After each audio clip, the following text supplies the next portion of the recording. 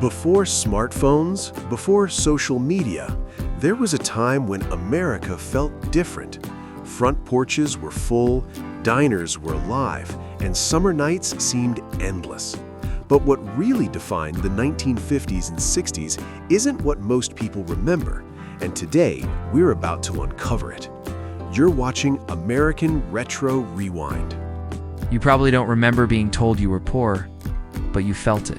Maybe it was in the sound of the old linoleum cracking under your feet in the kitchen, the way your sneakers squeaked with every step because the soles had been patched more times than you could count. Maybe it was the smell of the worn couch, the kind your parents said they'd replace someday but never did. These details weren't just household quirks. They were markers of a life shaped by limitation and, strangely, ingenuity. Birthdays didn't come with piles of presents, and Christmas mornings brought one or two carefully chosen gifts. But you learned something powerful. Joy isn't measured in dollars. It's in the moments, the laughter, and the stories created along the way. Perhaps your family drove a car that had long outlived its original glory. The radio didn't work, the seats sagged, and there was always that mysterious rattle when you hit the brakes. Yet, it was enough to get you to school, to your friends' houses, to soccer practice. Every mile driven was a small triumph.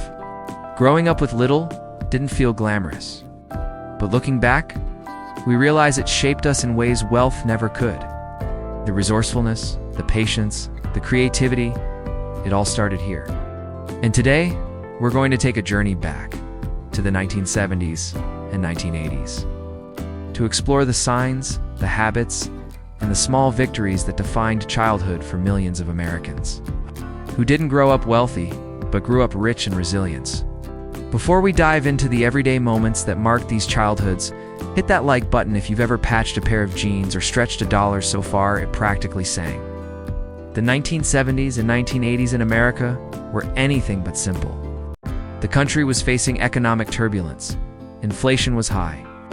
Energy crises hit in the mid to late 70s, and wages often lagged behind rising costs of living.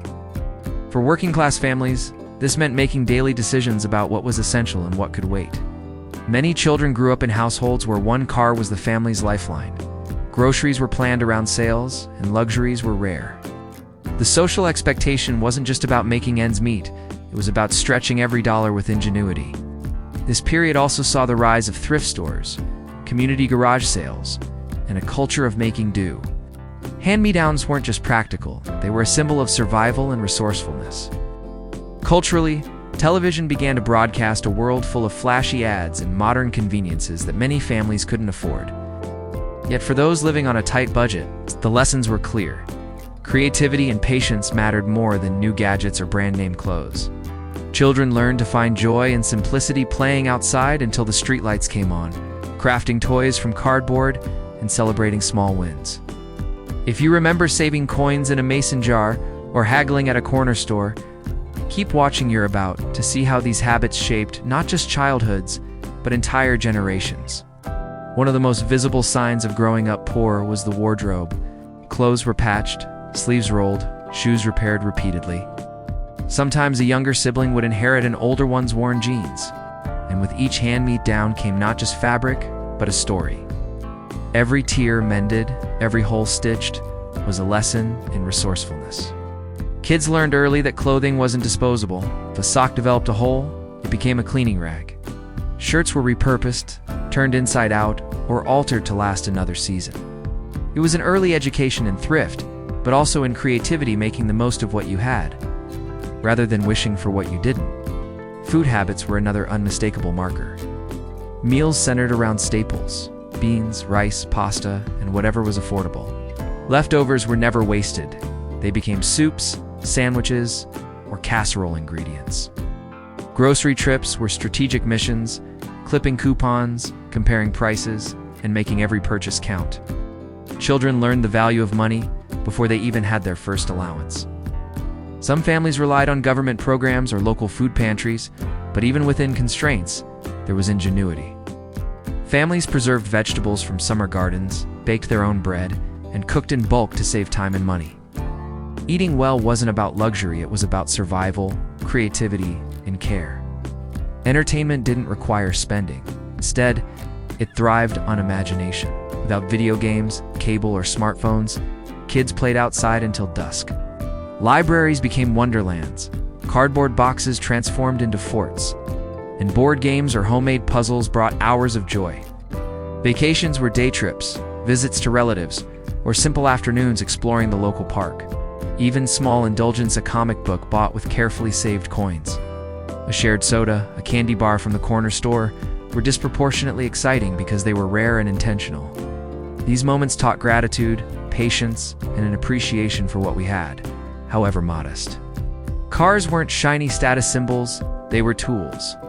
Broken radios, manual windows, and squeaky brakes were standard. Carpooling with neighbors, siblings, or friends wasn't just convenient, it was often necessary. These shared rides built community and reinforced the sense that making do required cooperation. Every trip became a lesson in patience and teamwork. Growing up poor left subtle but lasting emotional footprints. Children quickly noticed differences: whose lunchbox was the cool one, whose sneakers were the latest model, whose parents could attend every field trip. These comparisons could sting, yet they also cultivated empathy and humility. Friendships often formed around shared experiences rather than possessions. You bonded over backyard games, borrowed comics, and creative play. Socialization wasn't about showing off fit, it was about connecting. You learned to navigate social spaces with awareness, kindness, and adaptability. Emotionally, there was a duality.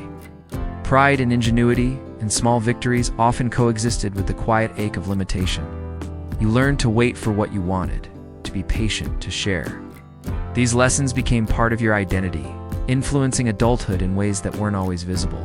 Resilience became second nature.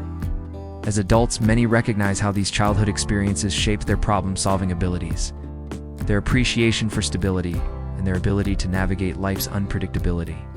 These early challenges created a foundation for practical skills, resourcefulness, and emotional intelligence.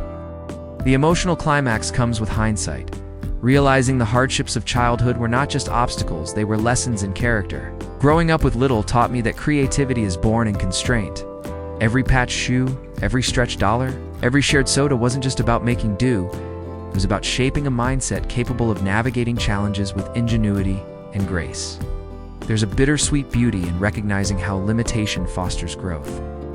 While scarcity may have been frustrating at the time, it instilled resilience, patience, and the ability to find joy in small, seemingly insignificant moments. Every family that navigated the economic pressures of the 1970s and 1980s did so with determination, love, and ingenuity. The hardships we once lamented became the very tools that helped us navigate adult life.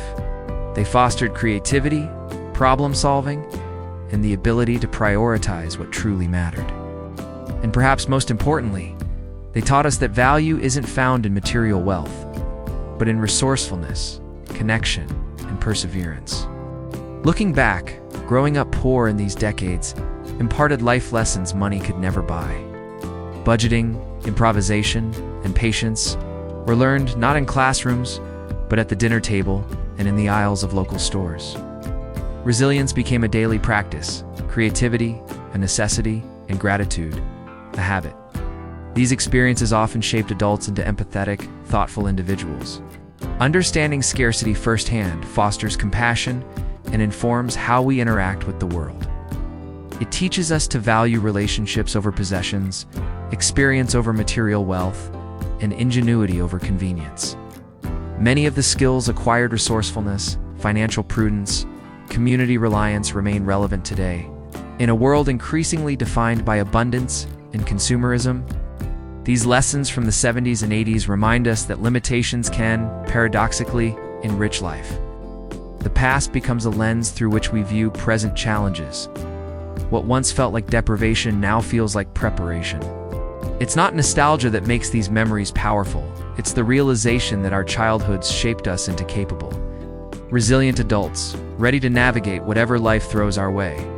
So what about you? Do you recognize the signs, the patched clothes, the carefully rationed meals? The thrifted toys? You are part of a generation shaped by scarcity, but defined by creativity and resilience. These childhood experiences connect millions of Americans who didn't grow up wealthy, but grew up with skills and lessons money can't buy. We want to hear from you. What small, overlooked moments shaped your childhood? Was it a patched-up jacket, a homemade toy, or a backyard adventure that cost nothing but taught everything? Share your story in the comments. Your memories are part of preserving this slice of American history. And if this video resonated, subscribe and join us as we explore more stories of everyday life, resilience, and ingenuity in America's past, because sometimes the smallest moments reveal the greatest lessons.